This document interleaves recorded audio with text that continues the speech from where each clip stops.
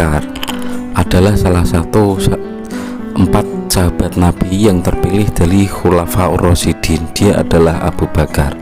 Suatu ketika Kanjeng Nabi itu mau pergi bertapa di Gua Hira. Dia mau pergi bertapa di Gua Hira.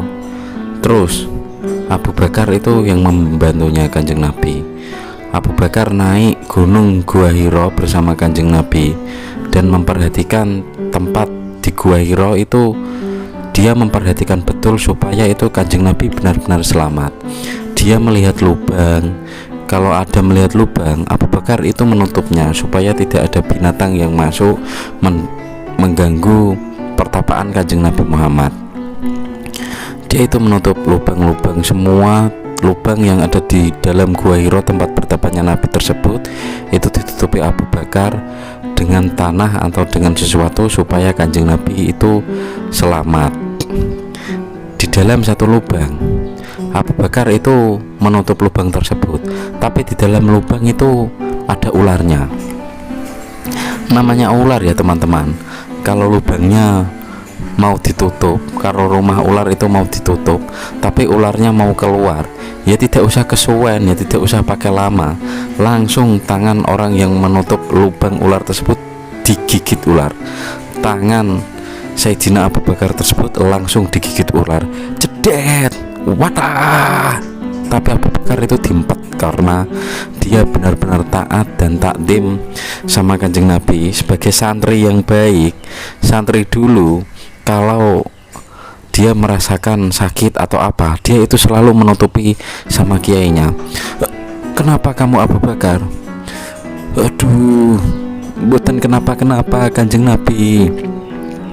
Loh, kamu gak kenapa-kenapa Abu Bakar? Kata Kanjeng Nabi seperti itu. Saya ucapkan dalam bahasa Indonesia supaya mempermudah pemahaman. Kok kamu tangannya kamu umpetin seperti itu? Ini tidak kenapa-kenapa Kanjeng Nabi. Aduh. Abu Bakar seperti itu karena menahan rasa sakit. Kok mukamu membiru Abu Bakar? Iya Gusti, muka saya membiru. Loh, kok kamu keringatnya banyak di wajahmu itu Abu Bakar? Iya Gusti. Terus Abu Bakar karena saking sakitnya, saking tak betahnya, dia menunjukkan tangan yang habis digigit ular tersebut kepada Kanjeng Nabi Muhammad. Ini Gusti. Loh, tangan kamu kenapa Abu Bakar? Wow, tanganku wow Kanjeng Nabi. Seperti itu teman-teman.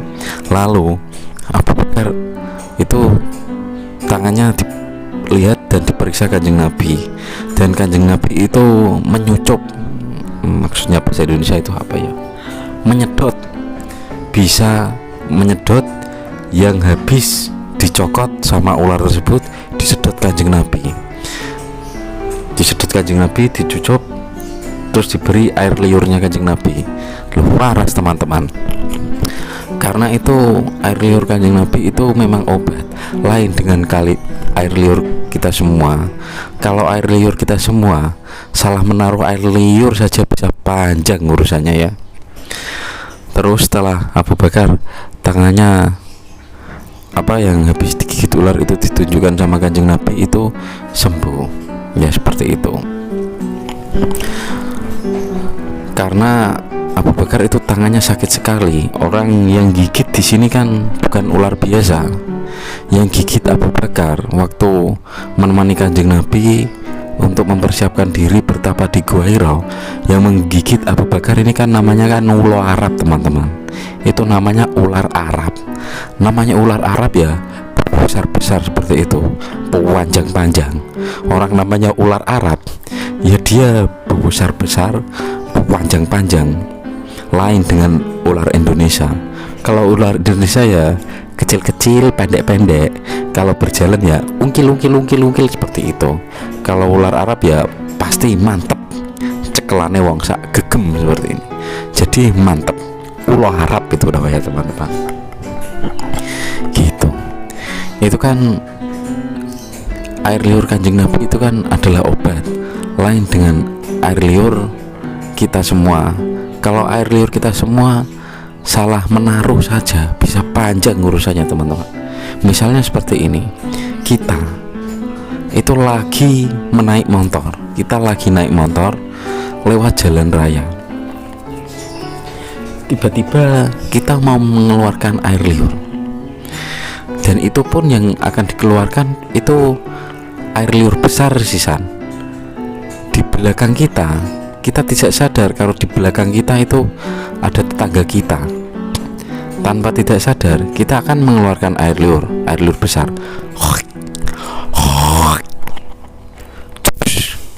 Langsung orang naik motor itu kan kalau kita meludah ke depan, jadi airnya itu kan ke bawah angin, lalu air liur itu ke belakang, plek, pas di belakang kita ada tetangga kita, terus air liur kita semburkan, terus di belakang kita ada tetangga kita naik motor, pas plek kena mukanya. Itu bisa panjang urusannya teman-teman, sampai tidak rukun sama anak foto. Seperti itu. Maka hati-hatilah menjaga air liur. Maksudnya itu hati-hati menjaga ucapan. Ucapan itu harus diucapkan dengan baik supaya tidak menimbulkan hal-hal yang buruk seperti itu. Hati-hati kalau menggunakan air liur. Contoh kenapa kok saya bilang hati-hati kalau menggunakan air liur. Orang Jawa teman-teman, kalau ada orang masih berjaga, umurnya amet sewu, dia sudah kelewat batas, dia datang kepada orang tua, "Mbah, anak apa nger? Kulo mbah, saya mbah cinta sama orang tersebut, tapi kenapa kok cinta saya diabaikan sama orang tersebut?" Lalu Mbah Dukun itu menjawab, "Gampang ger, siap no bahane, gampang iku, rene tak garape." Lalu Mbah Dukun itu pun memberi minum orang yang datang tersebut dengan air liur, dibacakan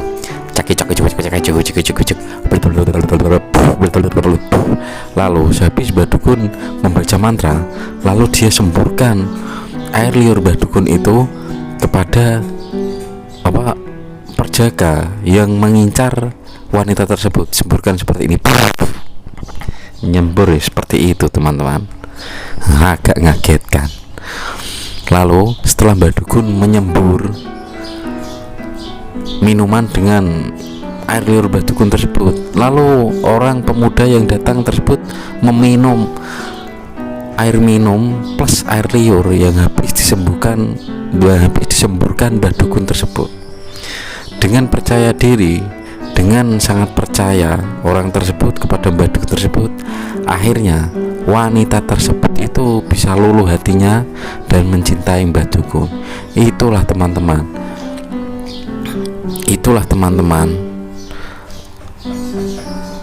manfaatnya menjaga air liur dengan baik. Jangan sampai air liur kita salah menaruh, karena bisa panjang urusannya. Taruhlah air liur itu dengan baik, karena itu mulutmu harimaumu. Jadi banyaklah berkata yang baik. Semoga bermanfaat ya sedikit dari saya. Kalau ada salah-salah kata, saya ucapkan mohon maaf sebesar-besarnya. Akhir perjumpaan dari saya ucapkan Assalamualaikum warahmatullahi wabarakatuh. Barokallah untuk teman-teman semua.